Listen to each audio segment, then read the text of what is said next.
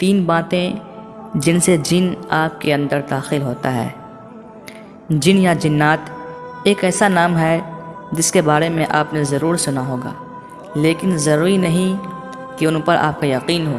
کیونکہ ان کے بارے میں ہر کسی کی رائے الگ ہے اور ہر کسی کا یقین بھی اس معاملے میں الگ الگ ہے۔ کچھ لوگ کہتے ہیں کہ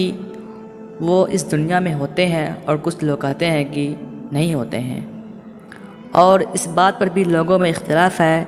کہ وہ کسی انسانی جسم میں گھوم سکتے ہیں یا نہیں، لیکن صحیح بات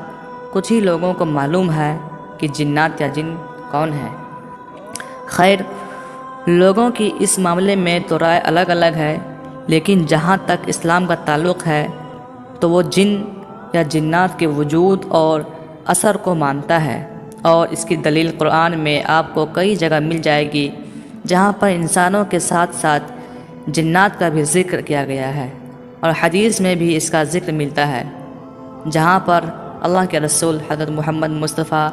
صلی اللہ علیہ وسلم ایک جن کی وادی پر گزرے تو ان کو اسلام کی دعوت بھی دی۔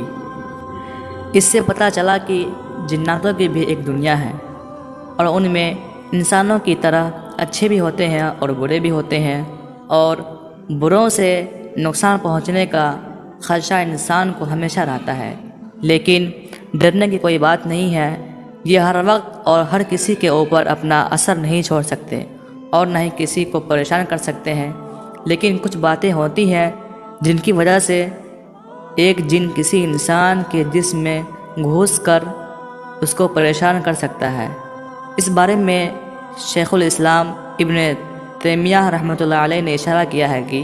جن آپ کے اندر 3 طریقوں سے داخل ہو سکتا ہے۔ نمبر 1، جن کو آپ سے پیار ہے۔ جناتوں میں سے کوئی آپ کو کسی وجہ سے پسند کرنے لگا تو ایسا ہو سکتا ہے، دیکھا جا سکتا ہے کہ عام طور سے ہمارے گھروں میں عورتیں جب کپڑے وغیرہ بدل رہی ہوتی ہیں تو بسم اللہ نہیں پڑھتی، جبکہ ہو سکتا کوئی جنات ان کو دیکھ رہا ہو، اور جب وہ کسی جسم کو بغیر کپڑوں کے دیکھتا ہے تو ایسا ہو سکتا ہے کہ اس کو یہ جسم بھی بھا جائے اور وہ اس کے جسم میں داخل ہو کر غلط حرکتیں کرنے لگے۔ یہی وجہ ہے کہ اسلام نے جس طرح ہر کام کے شروع کرنے سے پہلے بسم اللہ پڑھنے کو کہا ہے اور اللہ کا نام لینے کو بتایا ہے، ٹھیک اسی طرح اپنے کپڑوں اتارنے سے پہلے بسم اللہ پڑھنے کا حکم دیا ہے، کیونکہ جس کام سے پہلے بسم اللہ پڑھ لیا جائے اس میں برکت ہوتی ہے،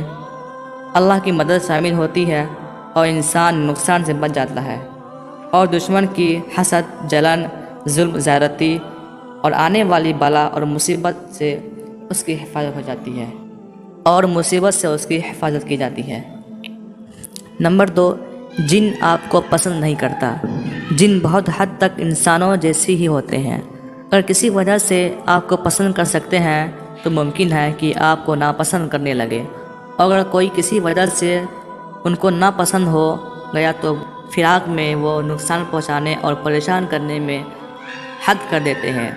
اور ان سے کسی بھی قسم کی زیادتی کی امید کی جا سکتی ہے۔ نمبر 3، انجانے میں آپ نے جن کو نقصان پہنچایا۔ چونکہ ہم لوگ جنوں کو اپنی آنکھوں سے نہیں دیکھ پاتے ہیں، نتیجہ کیا ہوتا ہے کہ انجانے میں ہمارے کسی عمل سے کسی جنات کو چوٹ لگ گئی یا کوئی نقصان پہنچ گیا تو اس کی وجہ سے جن پیچھے پڑ جاتا ہے اور نقصان پہنچاتا رہتا ہے۔ اس لیے پھر میں وہی بات کہوں گا کہ کسی بھی کام کو کرنے سے پہلے بسم اللہ کو ضرور پڑھ لیں تاکہ اس طرح کے نقصان سے بچ سکیں۔ دوستوں، اگر آپ کو ہماری ویڈیو اچھی لگے تو پلیز آپ ہمارے چینل کو سبسکرائب کر لیں۔